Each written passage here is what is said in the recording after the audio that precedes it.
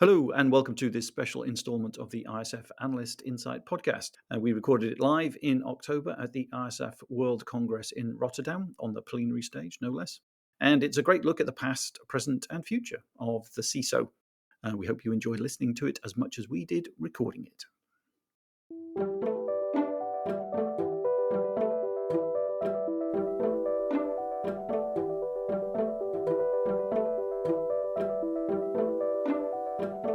Hello everybody and welcome to this very special edition of the ISF Analyst Insight podcast. My name is Mark.ward, I'm the main host of that podcast. You may know my voice from, if you're familiar with that, if you've subscribed and listened regularly. It's an audience that's growing very fast, so by all means subscribe to that and boost our numbers. It's a special podcast as well because we're broadcasting, if that's the word, from the ISF Congress in Rotterdam. And we've assembled a stellar cast of information security talent here to debate the issues of the day and hopefully get some questions from the audience as well. Just a bit more on the Analyst Insight podcast. We're always on the lookout for guests with interesting stories to tell, who want to share how they got to where they are with their career. So if you want to get involved, by all means, drop us a line and get in touch. So just to go along the line and introduce everybody then, starting here on my left, Mark Chaplin, who's a principal in the services function at the ISF. Hi Mark, hi fellow panelists. I'm Mark Chaplin, I specialise in information risk management and very much looking forward to the conversation with all of you. Next is Esther Schagen van Luyt, who's the principal in our Dutch office, very recently joined the ISF. Hi everyone, I used to be the former CISO of Deloitte Netherlands and Belgium, and I specialize now in helping our CISOs in the ISF membership, board cybersecurity governance, and security talent development. And next to her is Paul Watts, a distinguished analyst in the research team, one of my colleagues. Isn't this the coolest thing ever? Doing a podcast for real in the flesh. Yep. That's fantastic. And I'm just recovering from a bit of a flashback from the last keynote. Just remembering all those meetings about TLS 1.1 deprecation, and I'm nearly okay. Just give me another few minutes, I'll be fine. Yeah, I'm sure those flashbacks will come back to you later. PSTD and all that, doesn't it?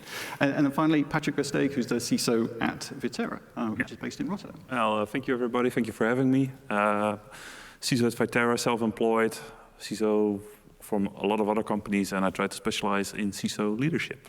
So I know, Paul, you like as well. So. I do like a little bit of leadership insights, absolutely. That's what gets me up in the morning.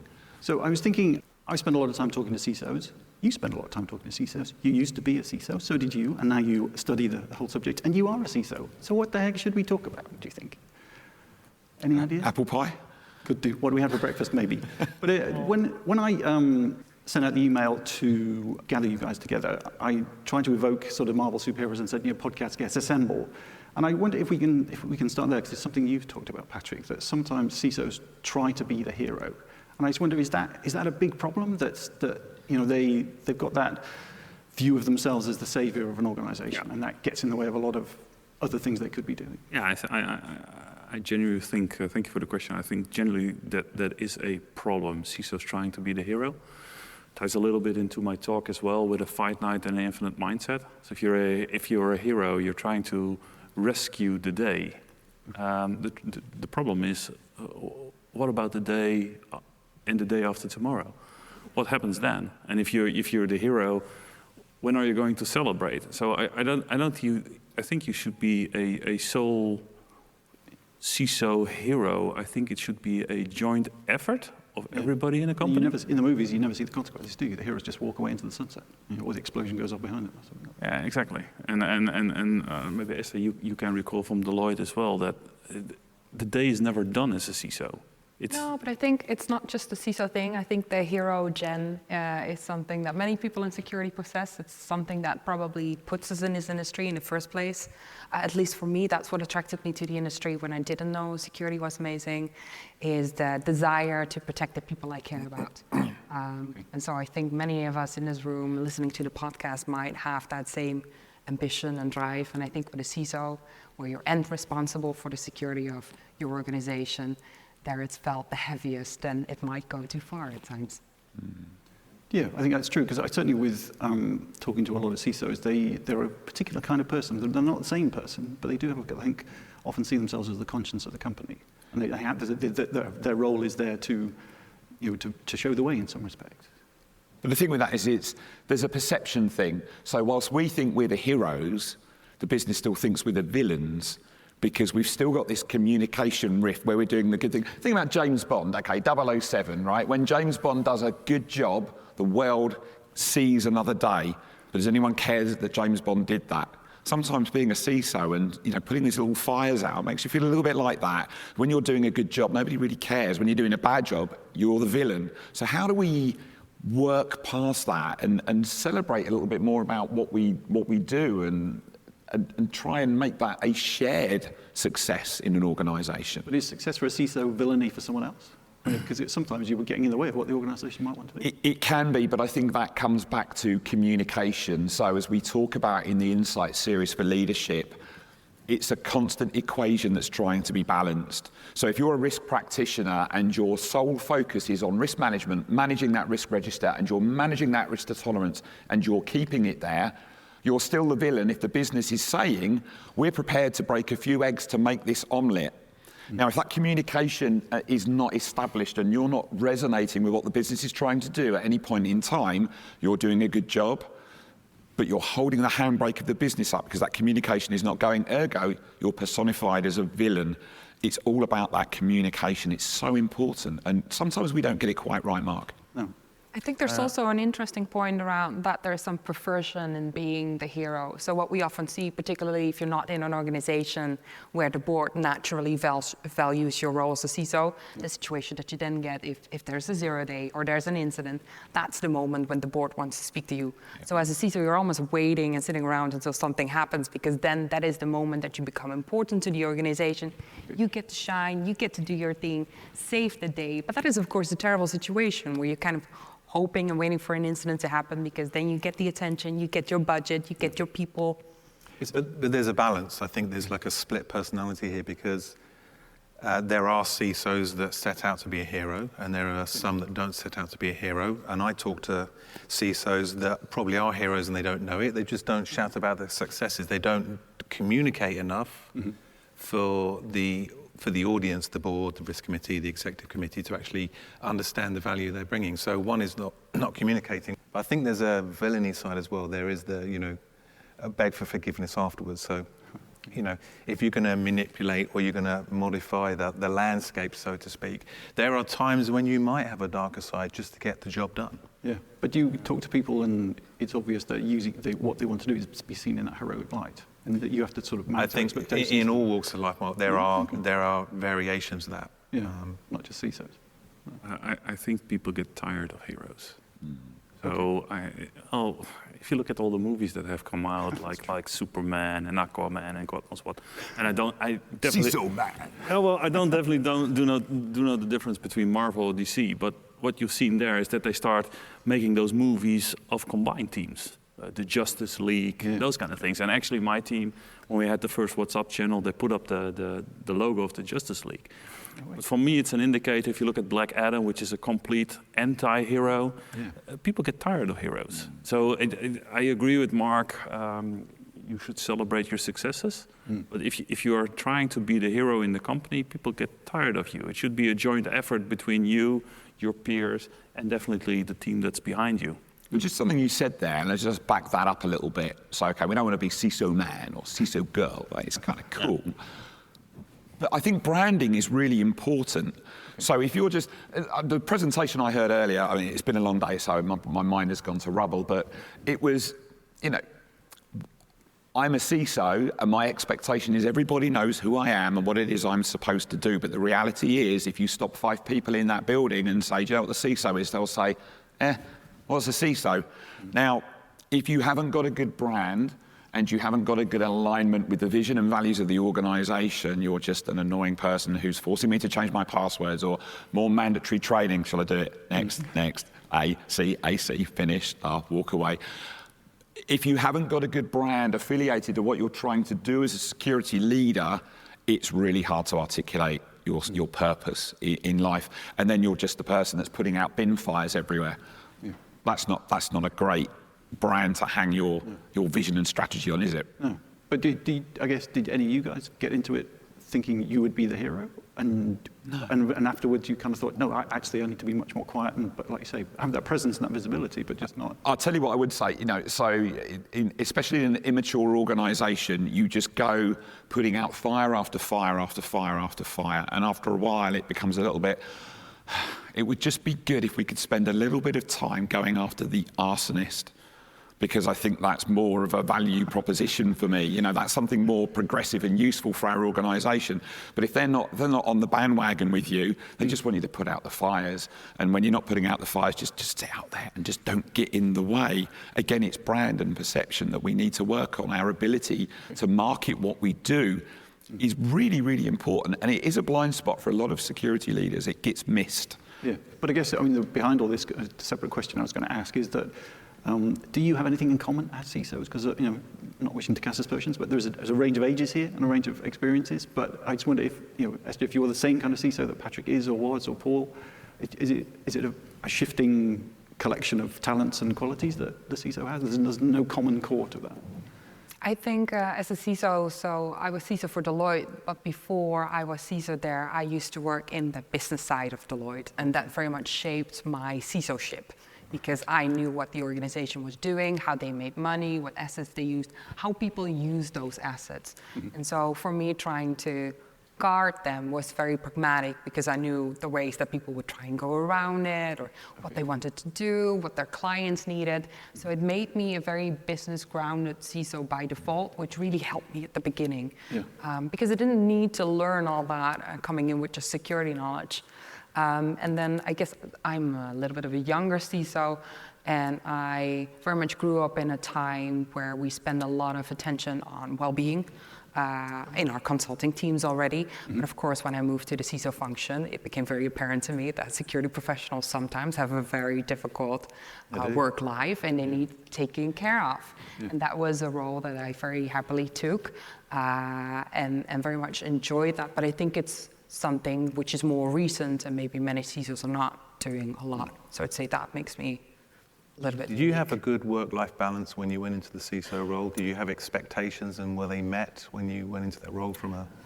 I was aware of the life that would happen if there was an incident, so there's expectations around that. But outside of that, I very much try to limit my work times to regular business hours, because that's the behavior I wanted to role model also for the people in my team.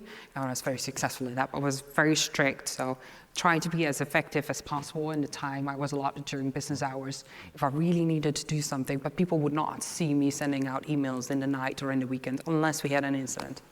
Because the work that we do, Mark, I believe very much that a CISO should have evenings and they should have a weekend. And a lot of CISOs, you seem to think they're starting early, they're finishing late, they're always running over, they're always sending emails, and there's always things going on a Saturday and a Sunday, and it's back to Monday. So I think there is a need to try and get this balance right. And again, it does vary significantly from one CISO to the next. For me, I experienced, particularly when we had things like Log4j and Print Nightmare, and you go through periods of extended work times, you start to realize that it's very important to keep those times free, because if you keep the elastic band stretched, it's gonna wear out. So it needs to go back so you can scale up in case there is an incident. And I think too often, if you already work 80 hours a week, you are already doing evening and weekends, and then something happens and you need to scale up, you can't do it anymore. At least I felt I wouldn't be able to do that. Yeah, I remember one of the former chief execs of Yahoo said balance is for trapeze artists. And she was very much like, you can sometimes, you will get your life and you'll be able to live it, but sometimes you have to be there. And I guess but I don't know if you guys, when in the early days of being a CISO, did you have was it all work and no life? I'm just taking back a lot of things I already did during my talk, but this is an infinite game. Okay. So you don't know who the players are, you don't know what the rules are, you don't know how it's never gonna end. Nope. There's no winning or losing. So this is a continuous evolution of work coming your way as well. Mm-hmm. So you need to just look at your work and say, well, Friday evening is Monday morning. What can I do over the weekend? And people are sleeping, people don't want to be bothered, things like that. So I fully agree with Esther. Then If you say, well, if I have an incident, you need to work. I'm not proud of it, but I worked on the birthday of my son because we had an incident. Right. Those kind of things happen as a CISO. Yeah. But mostly, if you take one step back and you take a proper look at all your work, you can see that the work will be never ending. It's an infinite game that you need to play because that's always changing. Yeah. So you need to just be good in prioritizing that work and try to make it fit within business hours. And then when the day is done, it will be the work will be there tomorrow. And if you're not hacked or you don't have a data leak, most likely your work can wait until the next day or till the Monday morning. And of course, sometimes you need to do something on a Saturday or a Sunday or in the evenings. But if you look at it a little bit from a distance, you can see that it's never ending, and therefore you can just say, okay, I agree with that. It will be there tomorrow. Yeah. Permission to be controversial. By all means. I think a lot of CISOs are their own... 120 hours a week. I think CISOs are their own worst enemy. I think security leaders sometimes are their own worst enemy, and I stand in the mirror and I accuse myself of that. We are desperate to try and find our way, be recognised in the boardroom and be loved by the business, and we will say yes to absolutely everything, and our eagerness to please means that we stockpile things that really shouldn't be our problem. That's point number one. Point number two, a lot of CISOs have a control issue. And they don't know when to delegate, and they don't know when to say no. And if you put those two things together and then add a major incident or add a crisis or add an existential event, and that is the tipping point, and that is why CISOs leave the industry, it's why CISOs burn out. And there needs to be a degree of balance. Now, as a non-practitioner, which I am now, it's easy for me to say that. But if I've learned anything over the years of being in a security leader, it's learn to say no and manage expectations and feel comfortable in delegating. Hire people that are better than you, trust them and empower them, because otherwise you are going to be stuck in this endless hamster wheel where you're never going to have an evening, you're never going to have a weekend, and you are going to miss things. You know, you have one life, you have to live it, and you can be a successful security leader. But you've got to get that balance right, and we can support each other in doing that. I think we find it very difficult. You know, we've got to be these, you know, put your big boy and big girl pants on and behave like a CXO and be completely resilient and be able to take anything on and roll with the punches, and you don't want to be seen to be vulnerable. But actually, I think it's important to know we have our limits as well. Yeah. But I guess back to that hero thing, just, you know, people step up to them and think, well, that's what the business expects of me. But why should they? I mean, that's part of the problem as well, isn't it? Just because the business runs 24/7, so someone's got to oversee it. And I think, again, that conscience of the company, CISO, sometimes step up to that. A good transition that I think I'm seeing in a CISO role is where we're moving from quite technically proficient CISOs to CISOs with a different skill set that is more focused on communication and making business cases, which is I do think the technical skill set is very important, but it's moving also away from the CISO being the best and smartest and most senior person in the team and having to portray it out all the time to saying, I am not the subject matter expert on all of these things anymore. I've got people in my team for that. Let me delegate it. And I have a different set of tasks to fulfill as a CISO, as your leader. But it's being able to recognize, and that was difficult for me as a young CISO coming in, particularly because I had people older than me in a team to whom I initially felt that I had to portray that I was the smartest, bestest person, until I finally got to realize that I could very much rely on them to be smarter and better than me, and I could help them in different ways. But also as well, I guess you challenged their expectations of what the role was. I mean, they were like, well, that's how we be a CISO, but why would you accept that? I mean, certainly we've had that at the ISF. There's some younger members of the team who go, well, why do you do it like that? And it was just, and that's been quite a shock sometimes to sort of say, well, it's a very good question. Why are we doing it like that? And I think, to your point, maybe people don't challenge that enough. And I think what Esther was saying is perfectly valid. And actually, that's almost the next paper in the leadership series is taking a bit of a step back and saying, well, what actually is a security leader now? Because we always talk about security leadership as a single entity, that pinnacle, that chief information security officer. But the reality of it is, if you look at the demands of most CISOs, and it is a sweeping generalization, the focus, certainly in I was a global CISO in a big multinational organization, I didn't have any time to spend on tech. I didn't have any time to be in the engine room or doing any of that BAU stuff. It was boardroom, private equity meetings, it was business cases, it was finance, it was communications, it was all of these things. And I realized that the part of the job I loved the most was the technology, but I made an unconscious choice and decision when I became a leader and the security leadership role evolved, that I had to be a business person, and I had to, like you say, have other people in the team that could do those roles. So maybe now security leadership decomposes into a number of discrete roles. And what I want to do, and I think I'd be really interested in people's views on this, is just looking at the operating model of security, because it doesn't have to be a person at the top, function, and teams. Let's look at this in slightly different ways. I think it is time to evolve security operation models. So we are going to look at that a little bit more detail for sure. Yeah, every time we have a conversation about CISOs, I start thinking about, okay, what's unique about the CISO role? Because some of the things we're describing here apply to lots of different roles in organizations. So I would like to try and understand what is it that's unique about a CISO's capabilities, attributes, what that day-to-day role looks like. I mean, the job description seems to just get longer and longer and longer when you talk to the CISO. They just seem to wear more hats. Maybe it's for each organisation needs a different type of CISO, and that's but whether there's something behind that, I don't know that we can. If you were to extract all the CISOs, grind them down, what would be the raw material that's there? Maybe there's something common there, but I would imagine most organisations need very different things. Yeah, they're probably not called a CISO if they're doing more. If they're successful and they're doing more technical activities. So if you've got a team, Paul, in your previous role that's doing that, and you're directing that, you're setting expectations, you're coordinating your teams, you're doing all of those things. At some point, someone, as a security leader or a risk leader, has got to be engaging with the business on a regular basis, so they're doing the finances and everything like that. So I just want to go back to this. What is it? What are those attributes or those characteristics of a CISO that make our positive and negative circumstances we find ourselves in unique to CISO, and then what isn't? Because there's probably a lot a CISO can do in their own organization with their peers to actually overcome some of these challenges. And you, Patrick, were talking about to what extent, what's in your control and out of your control. And even I think you've been describing some of the things that you've done to try and get more control over that situation. You can't control everything, but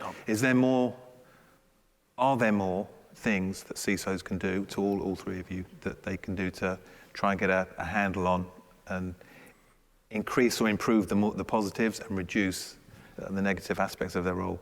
I think we look at CISOs as a generic population, where we say, well, you have doctors, you have CEOs, you have CFOs, you have CISOs. Yeah. And we know what a doctor is, we know what education he did, we know what time he spent studying at university, we know how long his internship was, and that's...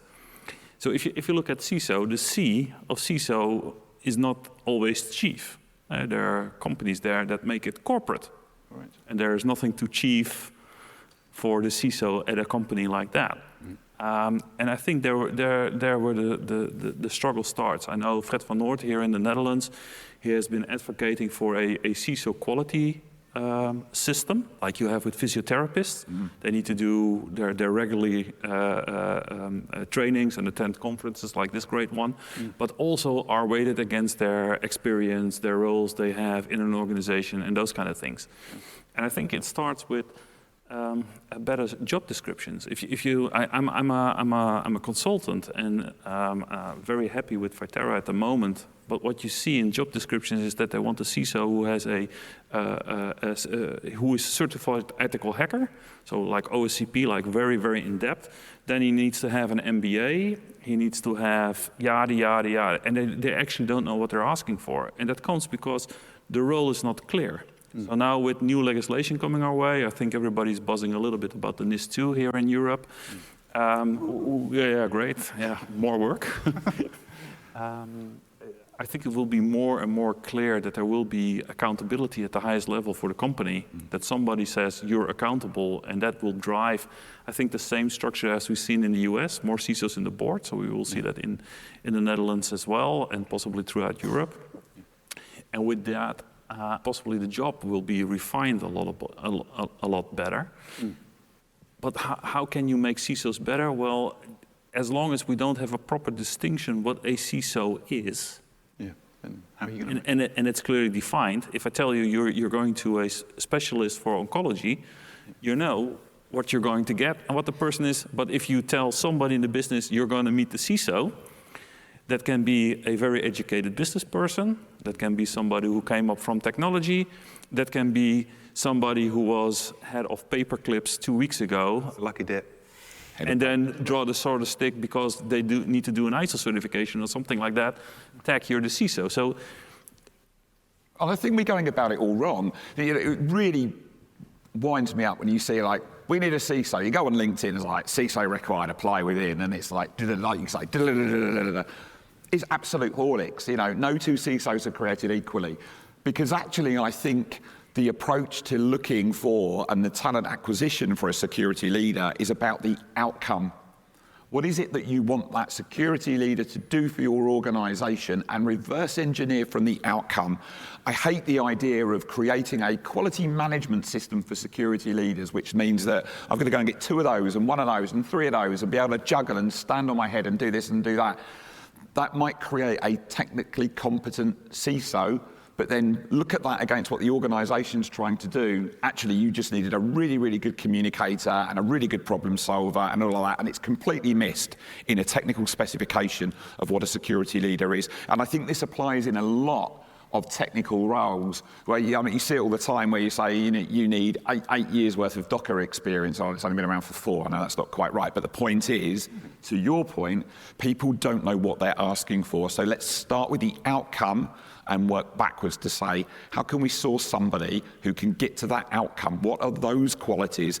And source that resource. But presumably a lot of those job descriptions come from the organisation who has a CISO, or did have, and that's what they've done. So sometimes it's sort of, you're getting what you already have. Oh, I didn't say we were part of the problem, because we are, but there's a solution we need to work on. I was just going to say, it takes 1 minute to copy and paste. He does it all the time. But to be fair, there's a lot being done on developing a framework to take some of the source material and make better job descriptions. So in the US, we've got the NIST SP 800-181. It's very catchy. It's basically the cybersecurity workforce framework. It's been around for, I think, about 2017. That lists all kinds of roles and descriptions, and then lists knowledge, skills, and abilities associated with those roles. And recently, we got an alternative here in Europe. I think 2021, which is the European Cybersecurity Skills Framework, that also explicitly lists the CISO role with tasks, skills, abilities. So that forms some of the standardized language that we can at least use to describe what CISOs are doing and where they may be still lacking. Yeah, but I think it is tied very particularly to that organisation, and certainly Paul and I have talked about, just as well, because we did some work on governance last year, and that starting point should be, well, what does your organisation need you to do? Because if you're doing other things, that's clearly wasted work. But I think there's a certain maturity there as well that organisations and CISOs have to go through. But just to move on a bit, but to debate as well just some of that extra work CISOs might have to be doing. The presentation we had just before this about quantum and 2024, the start of the apocalypse. Are you glad you're not a CISO? Are you glad you're not a CISO? Or, Patrick, are you going to be very, very busy next year? I had a workshop while I was still a CISO at Deloitte from one of our resident Deloitte experts on quantum. And so we went through what we needed to do to prepare. And it was a great workshop, prepared me greatly to understand what was actually being said in this talk. But it was also, I was looking at that and thinking, listen, I've got a full roadmap for the next 3 years. Where am I going to find the time to add quantum to this? I see that I need to start now and not wait until we've got clarity on when Armageddon is going to hit. But it doesn't fit in the timelines and the budgets that we usually work with as CISOs, at least not in the size of organization that Deloitte is. I'm 100% with you on that. I was getting really excited and really into that presentation, and then a little bit daunted about what the implications were. And it wasn't about the technicalities of doing that. I was a little bit tongue-in-cheek when I talked about the pain of the deprecation of TLS 1.1 and 2 and so on and so forth. Because the challenge wasn't the technicalities of what we had to do. We can kind of work that out. Okay, it's an exciting challenge, right? This is a cool gig that we've got here. It's translating all of that. And the thing that I kept coming back to when my mind was getting slowly fried by that presentation was, how the hell am I going to explain this to my mum? And that's my litmus test, right? Because if I can't explain that in something that the business says, okay, we've really got to take this seriously, then we've got a massive hill to climb. And please don't say, oh, well, it's just going to come down to the regulation's going to make you do it. We've got to get past that. So if anybody out there knows how we can take that last plenary and translate that into something I can explain to my mum, and she says, okay, then we kind of need to find a way to fit this into our schedules, then you are set for life. But I really do worry, all joking aside, is that how will we articulate that to our businesses and muster them to move at the speed we probably need to mitigate said apocalypse? I really feel that is quite a daunting challenge. You look like you've got this. So It's now like, we're I've all got Yeah, I'm doing just thinking. Patrick's come on, stuff, Patrick, how are you going to do this? Come on. Well, You're on the spot. so we're not a bank or something like that. So we worry a little bit less about. So if I got everything right, because it was highly complex for me, we worry a little bit less about cryptography. Sorry for the English. So the introduction of quantum computing, I see possibly that it's been driven by a business initiative on our side. We have very keen people who use models to predict how crops will, what the quality of crops will be based on weather models and those kind of things. And they're very keen on that, and they're using AWS and all kinds of non-standardized IT products to do that. And for us at Viterra, that's a project. And if they say, well, I'm going to use quantum computing for that, I have somebody in the project team for security, and they need to pick it up there, basically. Okay. The other thing is, for me, what I took away is that, yeah, something's going to change with certificates. Well, most likely I'm going to ask the IT operations, because that ties into... Don't delegate it. That's his answer. Yeah, well, don't put problems on your... You just said, don't put problems on your plate that are not yours. Absolutely. Certificate replacement is not my problem. Yes. Okay. The only thing that I need to do is to have a proper view on what certificates are in place, are they still secure, and do they fit with what we transfer in data in the business. And it might be that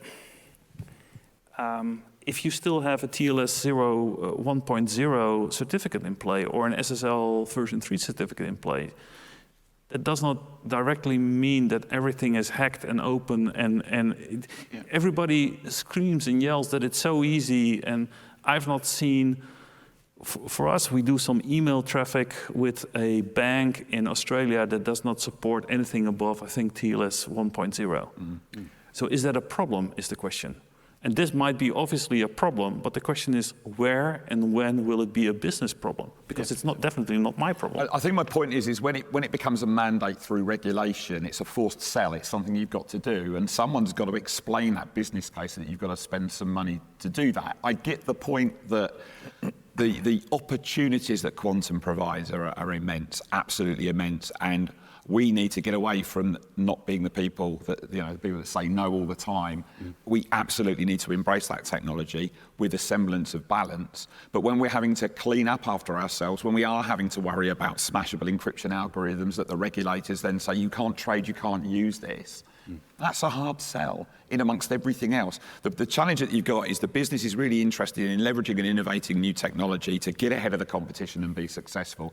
They don't give a monkeys about all that clean-up stuff behind. And yes, you can delegate the technicalities of making it happen, but when you need the funding and the overheads to do that, and it's to the detriment of that innovation, it's another forced sell, and here we are, we're back to square one. If, however, they had a little bit of situational awareness and recognised that there is a little bit of ongoing maintenance that needs to be done to kind of maintain yourself in a safe zone, yes, you can innovate, but you've got to clean up from behind you, because otherwise you're setting yourself up for potential problems in the future.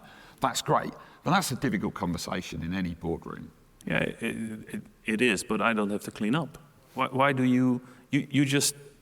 You're repeating. Maybe I'm a bit blunt here, but you said don't take on problems that are not yours. Yeah, but the thing is, sometimes you're given those problems because there's technology involved, and people say, "Oh, you're the technology guy, aren't you? You do technology." No, I'm not the technology guy. I'm the CISO guy. I keep the company secure. Right. I give guidelines. And your organization understands that. And I give direction. And I have a very nice operational security team who does something a bit with EDR and MDR and those kind of things. But when it comes to this, if the business wants to go and wants to fly with quantum computing, and I say, listen, you need to do something about security, and they're not doing it, that's fine. That's a risk. It's a company. And in the heart of a company, it's risk-taking. No risk-taking, there's no revenue. That's impossible. Risk has two sides. Bad things that you can lose, but risk also gives you good things that you can win. And then if there needs to be a cleanup, it's not my cleanup, it's a business cleanup. Yeah. And if they put up the money and the willingness to clean it up, we'll provide the means and measures to do so. That's fine. Yeah, I don't disagree, but regulatory changes, certainly in a regulated entity like a bank, is always provocative, you know. Yeah. And that conversation, and no matter how you delegate it or cut it, is always going to come your way first. How you deal with that, yes, it's the business's problem, and we have to advise them of the pros and cons of doing that. But when it's a regulatory change, it's a non-negotiable and it's a forced sell. It's still a challenge. And I think, you know, I don't disagree with what you're saying, but the point that I'm trying to make here is that kind of separation of responsibility and accountability is something that we have to address. Yes. Otherwise, we will face these problems again and again and again, and I think this is quite a substantive one. And regulatory change normally comes over time. So if you look at the NIS2, that's applicable in October 2024. And to be honest, I'm not really concerned about it because I got my security basic hygiene in order. I've got the team here. I've got a couple of guys here from the team actually. And I need to do something about a little bit about governance and telling somebody that he's accountable around October 2024. And I need to do something about a notification. And that's it. Yeah. Those regulations that come your way, I normally, if you have good security hygiene, those regulations are normally not a problem. The problem starts when those regulations come your way and you did not have a security team, you did not have a CISO, you did not have any leadership that was anyhow security savvy. Then the problem starts. I wanted to ask you about the engagements you do with services. Are a lot of those brought about by regulatory changes or people trying to make sure they are compliant? I just wonder if that does form the landscape of what people do. I guess it depends on the sector. Yeah, I mean, it's a perpetual debate, isn't it? You know, risk management, compliance, and I think our view is you can do both. You can get the balance right, and if you get your hygiene right or you're mature enough, you can address that. I just wanted to come back to something on the quantum because Konstantinos up here doing that session, I think it's the third or fourth time he's presented for us. That's the first time I've actually thought I probably need to pay attention to quantum now. And get out of crypto as well. When he put those dates out. And I think the thing with quantum is that moment that it breaks crypto, we're all in the same boat. And it will be a race. And I think organizations with some funding are probably going to be ahead of that. And I just wanted to make a point for those of you that are listening, that if you're in Esther's position or her last position of, I'm already in the middle of a strategy or a roadmap, so I'm not going to disrupt that or change that significantly. You need to externalize that requirement, and the ISF membership is one way of doing that. So, you know, any CISOs listening to this is actually talk to the team, you know, talk to Paul, talk to Esther, talk to the rest of the team, and actually identify how do we address this, because I can see it coming actually, Paul, Patrick, Esther. When it happens, everybody will be reacting too late, just like, you know, Y2K and everything else. Yeah. And it's going to be a sudden race. So have the conversations now, set the scenes, probably what you're doing, Patrick, and at least try and communicate effectively so that the business understands, okay, maybe this is a risk that we need to be looking at and thinking about now. And if it's 2 years, if it's 7 years, if it's, you know, beyond a decade, at least have it on your radar. I agree with that, but what I would say is, you know, I feel the kind of frustrations when we're talking about this. I mean, you and I have talked about stuff like this over and over and over again. The potential of security teams in organisations is vast, yet we're still stuck in this world where we are slaves to the compliance culture. And we've got to get past the compliance culture, having that chokehold on what we can do for our business. I want to be talking, I want to be having sessions in the Congress where we're talking about the value we bring to organisations. I don't want to be talking about NIST all the time. I don't want to be talking about ISO. I don't want to be talking about all of that stuff. I want to be talking about the value and the innovation and the opportunity we can bring. Like you say, I'm with you. Let's delegate that compliance stuff and push it somewhere elsewhere. But it comes back to what I said earlier. I think a change in the way that we operate our security communities of practice needs a change. Otherwise, it's always going to be deal with compliance first. And if you've got 20 seconds of your day left, you can do some cool stuff. But compliance comes first. And I do worry about that. Yeah, but just to pick up on one of the questions that was sent in as well, just because is it just a resourcing issue, or is it a case of making your organisation understand where you should be spending your resources and what you should be spending your time on? You shouldn't be doing that technical stuff. You shouldn't be doing the compliance stuff because, like you say, Paul, and I guess others as well, you should be much better or employed thinking about strategy and helping the organisation as well. Resourcing is always a problem. Yeah. It's even if you would have unlimited budget. Resourcing is a problem to get the right people in the right quality doing the right things. Yeah. And if you have 50 people working for you that make rubbish, that doesn't help as well. Yeah, that's true.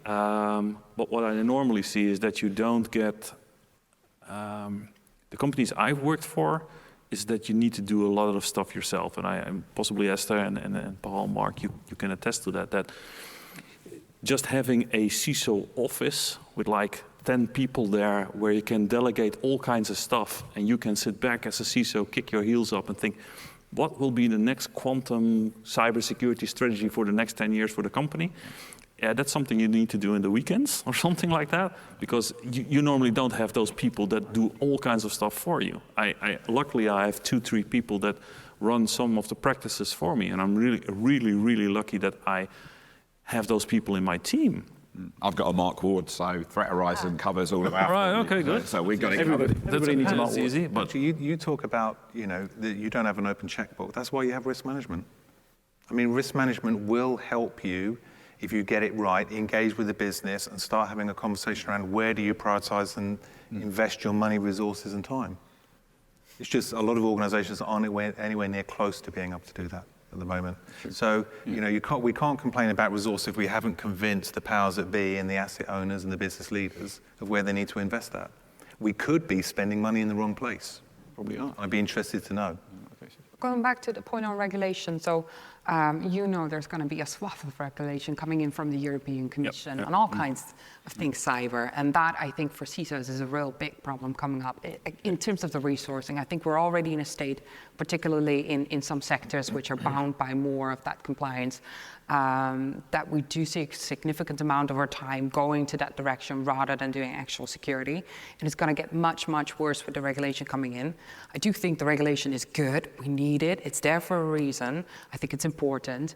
But I do wonder about how we're going to shape security towards the future, because you can't have a security team as a CISO who's only doing compliance.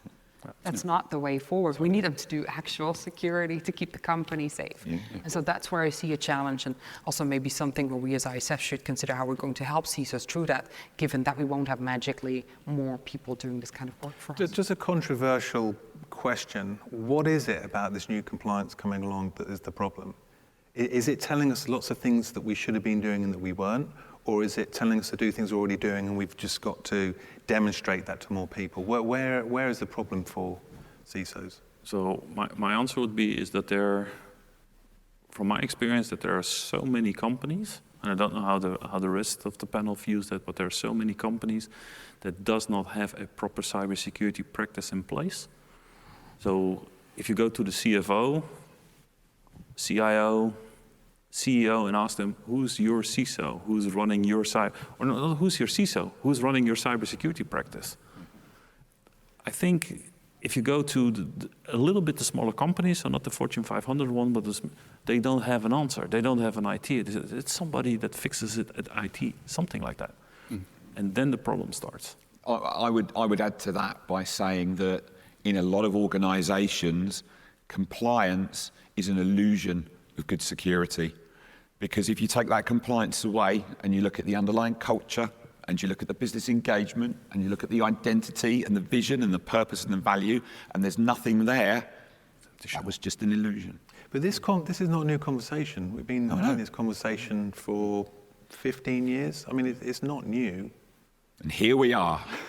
Still debating it. So what are we doing wrong, Mark? Well, I'm just going to say risk management. I was always going to say risk management. I think it's communication.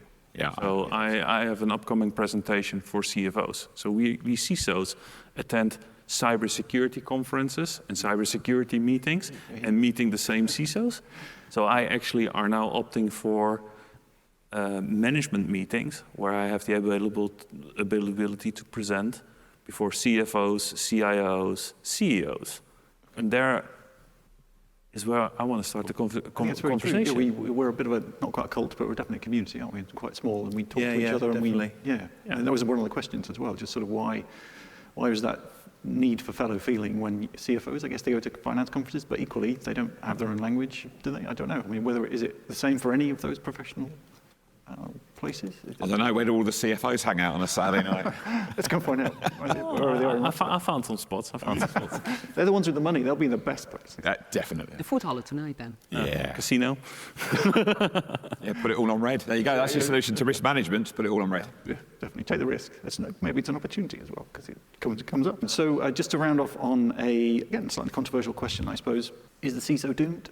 Is there going to be ones? Because the reason I asked that is because of Paul, your latest paper on the BISO, the Business Information Security Officer. Are they a threat? Are they, to that role? Because certainly, the clues in the name, they're much more about that engagement with business. And whether CISOs who see these, the BISOs coming up on the rails, should they be worried? Are they being edged out? Are they becoming those technical security leaders rather than anything else?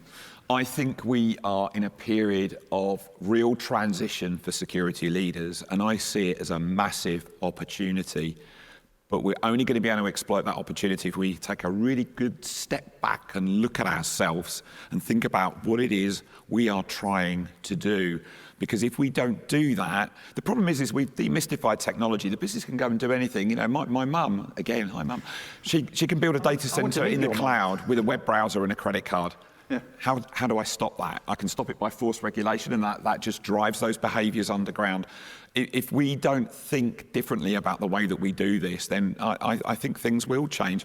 The reason why BISOs are becoming increasingly popular and successful is that they have a close affiliation to the business. They're all like little mini Esthers, business first, but using security and that body of knowledge to help them be safe, but be innovative and be valuable. And they like that. So us sat in our ivory tower ticking this 2 boxes, that's no fun. So we've got to reconnect with the business. And if that means a change in the operating model or the characteristics of security leadership or even a fragmentation of what a CISO actually is, I think we need to stare that down and realise that now is the time for change. Yeah, for me, it's quite positive, I think. I see them as allies, as extension of the security team, and particularly maintaining a good relationship with the business and getting the insights there, what really needs to happen for them. That is more than a full-time job. And honestly, it would be great to get that done by BISOs and give the CISO a little bit more time to work on the content in terms of running security operations and things like that. So I think really they're here to help. That's how I see them, not as competition. And I think the CISO role, as it is now, is in many cases overburdened. So if you can share the burden, that's the best way forward. Be a good thing. Yeah. Read the paper. Yeah. But do you see a lot of BISOs these days? No. No? Not out in the wild? They don't do risk. I've heard it. No, the thing about risk is whatever you're doing, you've got to demonstrate it's working. And if it's not working, you've got to change. So you need to track, keep score, demonstrate that, and where it's not working. So what we've been talking about for the last 15 years, 20 years or more, if it's not working, we should know why it's not working and change it. And where we find things work, we should adopt that. We should embrace it and promote it. So are we hopeful about the CISO? Does it have a future? Definitely, yeah. But it's going to be wearing a different shirt and tie. A different hat, perhaps? Maybe a different hat. Yeah, lots of different hats. So CISOs under different hats, I think. Maybe not a shirt or a tie. Definitely lip gloss. 100% on the lip gloss. Yeah. Although Mark's still reeling from the fact that you two wouldn't share. That was terrible. No, apparently it's not my colour. Yeah, well, maybe it wasn't. Maybe next time. And on that bombshell. On that note, we will end there. Thank you for staying and listening to us, and by all means, subscribe to the podcast. Thanks everybody as well for keeping that discussion going. I think we could go on for a lot longer, so maybe we'll get everybody back together and maybe do it next year and see where we're all at, see if things have changed. Thank you. Amazing. Thanks, Mark. Thanks for listening. Hope you enjoyed that. Tell your friends, tell your colleagues about the Analyst podcast, and you can now find ISF podcasts on all major podcast platforms. Look for our page on Audioboom, where you can subscribe to make sure you don't miss an episode. The podcasts are also available at securityforum.org, where you can also learn more about ISF research, tools, and guidance.